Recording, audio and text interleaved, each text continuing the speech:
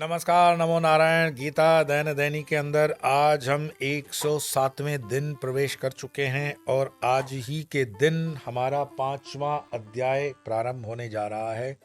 और प्रारंभ करने से पहले कोई भी नया अध्याय जब हम प्रारंभ करते हैं तो आपको पता है हम उसमें कहते हैं ओम श्री परमात्मने नमः। अथ पंचमोऽध्याय कर्म संन्यास योगः। श्लोक है प्रथम अर्जुनोवाच, दूसरा श्लोक कृष्णोवाच। तो श्री भगवान उवाच अर्जुनोवाच संन्यासं कर्मणां कृष्ण पुनर्योगं च संशसि यश्रेयेत योरेकं तन्मे ब्रूहि सुनिश्चितं। श्री भगवान उवाच संन्यासं कर्मयोगश्च निःश्रेयस करावुभो तयोस्तु कर्म संन्यासात् कर्मयोगो विशिष्यते। अर्जुन बोला, हे कृष्ण, आप कर्मों के संन्यास की और फिर कर्म योग की प्रशंसा करते हैं। एक कर्म योग तीसरे अध्याय का, फिर कर्म संन्यास योग चौथे अध्याय का। तो इन दोनों में से जो मेरे लिए कल्याणकारक हो उसको सुनिश्चित कर एक साधन को बताओ। भगवान बोले, अर्जुन, कर्म संन्यास और कर्म योग ये दोनों ही परम कल्याण करने वाले हैं, परंतु उन दोनों में भी कर्म संन्यास की अपेक्षा कर्म योग श्रेष्ठ है। भगवान कह रहे हैं कर्म योग श्रेष्ठ है। तयोस्तु कर्म संन्यासात् कर्म योगो विशेष्यते। बिल्कुल ध्यान देना, भगवान श्री कृष्ण कह रहे हैं कर्म योग श्रेष्ठ है। और जो मूर्खानंद कहते हैं कि गीता निवृत्ति के मार्ग का ग्रंथ है, उनके मुंह पर यह चपत है प्रमाण के साथ। 5वां अध्याय दूसरा श्लोक अंतिम भाग, क्लियर कट। कर्म योगो विशिष्यते, कर्म योग श्रेष्ठ है। लेकिन कौन सा कर्म योग श्रेष्ठ है? जिसमें आप फल की अपेक्षा न रखें, निष्काम कर्म, वो श्रेष्ठ है। ये राष्ट्र, जैसे कि मैंने कहा, जब किसी भी कारण से गीता को गलत इंटरप्रेटेट किया गया कि ये तो प्रवृत्ति नहीं निवृत्ति का मार्ग है, कोई मर जाएगा तो गीता पढ़ो, गीता उठावने पे पढ़ो, गीता पगड़ियों की रस्म है तो वहां पढ़ो, गीता कोई महात्मा है तो घर में कोई नरमी गर्मी वाला है तब पढ़ो। नहीं नहीं, गीता एक ऐसा अमृत है, जब भी मन थोड़ा बहुत इधर उधर हो जाए उसका पान करो। और मैं तो हमेशा कहता हूं कि कोई भी स्टार्ट करो, उसके जीवन में कोई भी एक अध्याय आप अपने जीवन में रख सकते हो। भक्ति योग में 12वां अध्याय रख सकते हो, पुरुषोत्तम योग 15वां अध्याय रख सकते हो। दोनों में 20-20 श्लोक है, सबसे शॉर्ट और सबसे महत्वपूर्ण। और 15वां अध्याय तो भोजन का मंत्र के साथ हमेशा कहा जाता है हर मठ मंदिर में, मैंने आपको कहा है। और 15वें अध्याय के अंदर सारे के सारे श्लोक भगवान उवाच है। श्री भगवान उवाच ऊर्ध्वमूलम अधशाखम अश्वत्थम प्राहुरव्ययम। और जैसे जैसे गीता का आप अभ्यास करते हो, मैं हमेशा कहता हूं कि ये मैं 2 श्लोक आपके लिए पढ़ रहा हूं, लेकिन उसके साथ जब आप प्रयास करते हो तो आपका गजब स्पीड बनता है। और इसी स्पीड के साथ आप गीता जो है 100 मिनट के अंदर 18 अध्याय कर सकते हो और आपकी वो पकड़ आ जाती है। ऊर्ध्वमूलम अधशाखम अश्वत्थम प्राहुरव्ययम छन्दांसि यस्य पर्णानि यस्तं वेद स वेदवित् अधश्चोर्ध्वं प्रसुता तस्य शाखा गुणः प्रवदा विषय प्रबालाः। ये तब होगा जब आप प्रैक्टिस करोगे साथ में। आज तो खैर 5वें अध्याय पे हैं। यहां तक प्रवृत्ति और निवृत्ति दोनों मार्गों का प्रतिपादन करते आए हैं। कहीं कर्म की प्रशंसा की है और कहीं ज्ञान की और कहीं संन्यास की। चतुर्थ अध्याय में, माने पिछले अध्याय में, ज्ञान कर्म संन्यास योग कहकर ज्ञान की प्रधानता बतलाई। उसे सुनकर अर्जुन को वही शंका हुई जो तृतीय अध्याय के आरंभ में हुई थी। अतः भगवान के द्वारा निष्काम कर्म योग और कर्म संन्यास दोनों की प्रशंसा सुनकर कोई एक निश्चित कल्याण मार्ग का निर्णय न होने के कारण अर्जुन किम कर्तव्य विमूढ़ सा होकर भगवान से प्रश्न करता है कि संन्यास कर्मणाम कृष्ण पुनर्योगम च शंससि यश श्रेय इत्योरेकम तन्मे ब्रूहि सुनिश्चितम। ऐसे कंफ्यूज मत करो। You are my dear friend, my lord, but still third में बोलोगे ऐसा, फोर्थ में बोलोगे ऐसा, तो मुझे करना क्या है?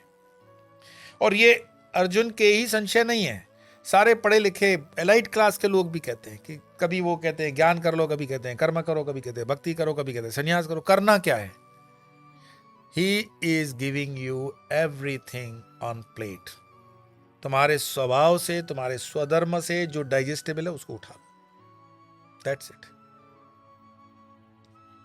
तो कभी तो आप कर्मों के त्याग की प्रशंसा करते हैं, कभी कर्म योग की करते हैं। इन दोनों में से जो श्रेयस्कर हो वह मुझे निश्चित सिद्धांत मुझसे कहो। और जैसे चलना और बैठना दोनों एक नहीं हो सकते, जो चल रहा है वो बैठा नहीं है, जो बैठा है वो चल नहीं रहा है, दोनों एक नहीं हो सकते। दोनों का अनुष्ठान एक साथ हो सकता है, वैसे ही जैसे कर्म संन्यास और कर्मयोग दोनों एक साथ तो हो ही नहीं सकते।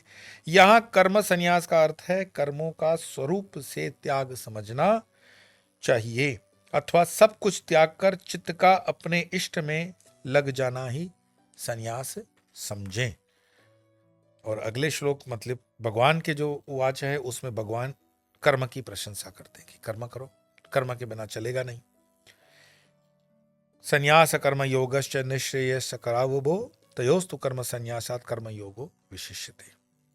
जो वैराग्य या जिज्ञासा न होने पर भी, जो वैराग्य और जिज्ञासा न होने पर भी ग्रह कलह आदि किसी कारण से घबराकर संन्यास आश्रम ग्रहण कर लेते हैं, उन मलिन अंतकरण वालों के लिए कर्म संन्यास की अपेक्षा कर्म योग श्रेष्ठ है। हमें एक सन्यासी मिले हिमालय के दौरान प्रवास में। अब जैसे गृहस्थी आपस में पूछते हैं ना, कहाँ से हो, क्या करते थे, तो सन्यासी मिलेगा तो बात तो वही समाज में ही चलती है। और महाराज जी कहाँ का शरीर है, पूर्वाश्रम कहाँ के थे, तो उन्होंने कहा कि फला फला जगह से। कैसे सन्यास मार्ग में आ गए? बोले मैं तो बहुत अच्छी इंजीनियरिंग पढ़ रहा था और पिताजी का इकलौता बेटा हूँ, तो फिर सन्यास में। वो बोले गर्लफ्रेंड ने धोखा दे दिया। तो गर्लफ्रेंड ने धोखा दे दिया तो सन्यास ले लिया? हाँ बोले वो मतलब थोड़ा सा दिल टूट गया, स्मोकिंग वगैरह की मजा नहीं आया। फिर किसी ने कहा कि तो गेरुआ पहन करके निकल लो। अब बताओ, इसी की बात कर रहे हैं कि जिज्ञासा न होने पर भी ग्रह कलह आदि किसी कारण से घबरा कर। संन्यास का यह है कि आप ब्रह्मचारी है, ग्रस्त, वानप्रस्थ और संन्यास्त, ये मैच्योर्ड सिस्टम है। एब्रप्टली जिसको बोलते हैं ना, हेलीकॉप्टर से उतरा हुआ कैंडिडेट पॉलिटिकल एरिना में होता है अचानक से। मरघट संन्यास भी होता है। मरघट संन्यास कैसे होता है? हमारे एक शिष्य हैं राजस्थान के अंदर, तो उन्होंने फोन कर दिया कि दादी का शरीर छूट गया, और बड़ा बड़ा लंबा मैसेज, हमें पढ़ने का समय होता नहीं। अब लंबा समय अगर हम पढ़ते रहेंगे तो बताओ दूसरे कार्य कब करेंगे? हम तो एक लाइन में जो मजमून होता है समझते हैं। तो मैंने तो 3-4 उसके मैसेज नहीं पढ़े, वो अपसेट हो गया। अब रहा नहीं गया तो फिर उसने थोड़ा सा विधिवत रिक्वेस्ट की, क्योंकि मंत्र दीक्षित है तो फिर ध्यान रखना पड़ता है। आप तो मैसेज भी नहीं पढ़ते हो, जवाब भी नहीं देते हो, तो ऐसे बकवाद करोगे तो 2-2 पेज के मैसेज लिखोगे, कौन पढ़ेगा भाई? Come to the point, gist में बता दो। तो जिस्ट में मैंने उसको पूछा, एक लाइन में बता सकते हो तो बताओ। बोले वो दादी चल बसी, मैंने अंत्य मुखाग्नि दी तो मुझे ज्ञान हो गया। क्या? कि ये संसार नश्वर है। मैंने बोला फिर? तो बोले फिर मेरा मन कर रहा है कि मैं समाज को, दुनिया को छोड़ दूं। मैंने कहा वेरी गुड। फिर तुम्हारी बीवी बच्चे का क्या करेगा? पड़ोसी देखेगा। ये मरघट संन्यास है। दादी मर गई, दादी के साथ अटैचमेंट थी, कोई कारण था, उसको मुखाग्नि देते हुए लगा जगत नश्वर है। और यही नश्वर जगत थोड़े दिन परिक्रमा कर लेगा कि किसी सूटादारी से मिल जाएगा तो लगेगा कि सन्यास भी नश्वर है, फिर आ जाएगा गृहस्थी में। और यही लोग सन्यास को बदनाम करते हैं। तब ठीक कहा कि सन्यास, कर्म सन्यास की अपेक्षा कर्म योग श्रेष्ठ है। और सन्यास जब होगा तब होगा, सहज ले लेना, लेकिन पहले तो तुम अपने कर्म योग के ऊपर मास्टरी कर लो। कर्म योग मतलब अनअटैच्ड होकर के निष्काम कर्म कर लो, कोई कामना नहीं। क्योंकि निष्काम कर्म या निष्काम उपासना से अंतकरण शुद्ध होगा, और अंतकरण शुद्ध होकर जिज्ञासा होगी, और फिर ज्ञान हो जाएगा, और इस प्रकार कर्म योग से उनकी क्रम मुक्ति हो जाएगी। क्रम मुक्ति समझते हो? Gradual, step by step. संन्यास 2 प्रकार का होता है, एक देह से और दूसरा गेह से। इनमें प्रथम संन्यास के भी 2 भेद हैं, मतलब देह संन्यास के 2 भेद हैं। सविकल्प समाधि जिसमें अनात्म प्रत्यय का त्याग हो जाता है, और दूसरा निर्विकल्प समाधि जिसमें वृत्ति ब्रह्म में लीन हो जाती है। तथा दृश्य की प्रतीति नहीं होती। द्वितीय गेह से त्याग यह है कि घर, स्त्री, पुत्र एवं धन आदि छोड़कर गुरु के शरणापन्न हो जाए और संन्यास आश्रम ग्रहण करने पर।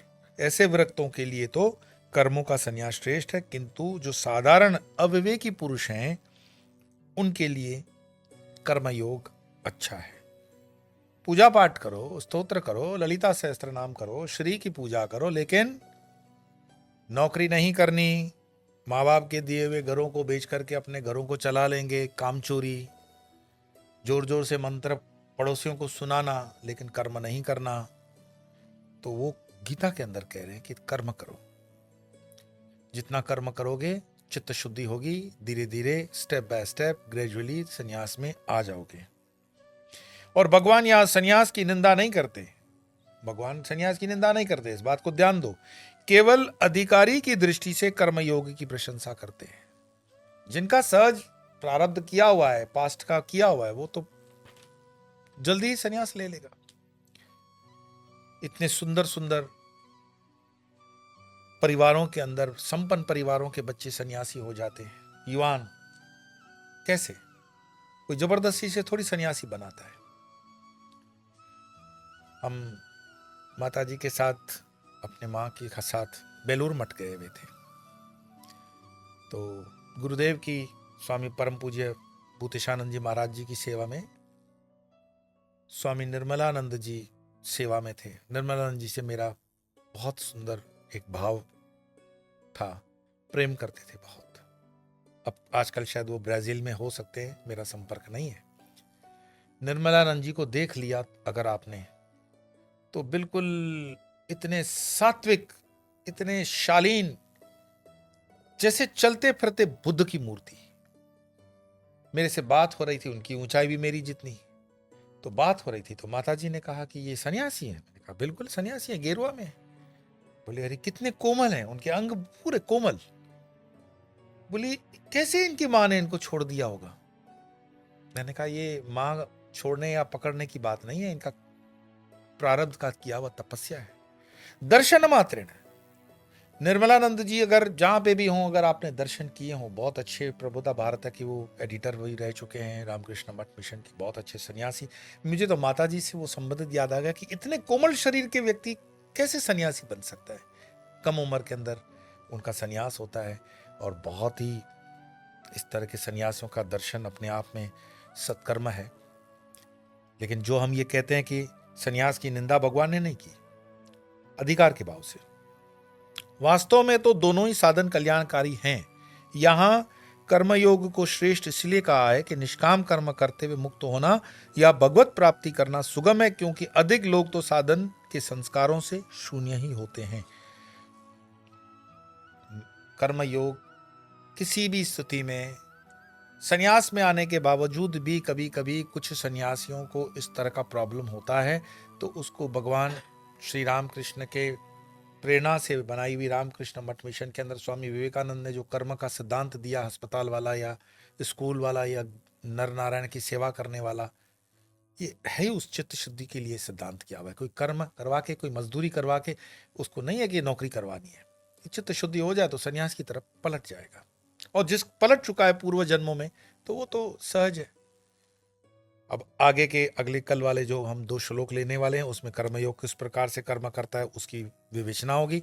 लेकिन आज तो 2 श्लोकों का हम पाठ करेंगे। आइए पाठ करते हैं। ओम श्री परमात्मने नमः। अथ पंचमोऽध्याय कर्म संन्यास योगो नाम। अर्जुन उवाच संन्यासं कर्मणां कृष्ण पुनर्योगं च संशसि यच्छ्रेयेत्योरेकं तन्मे ब्रूहि सुनिश्चितं। श्री भगवान् उवाच संन्यासं कर्मयोगश्च निःश्रेयस्य करावुवो तयोस्तु कर्म संन्यासात् कर्मयोगो विशिष्यते। आज इतना ही, कल फिर मिलेंगे। तब तक के लिए नमो नारायण।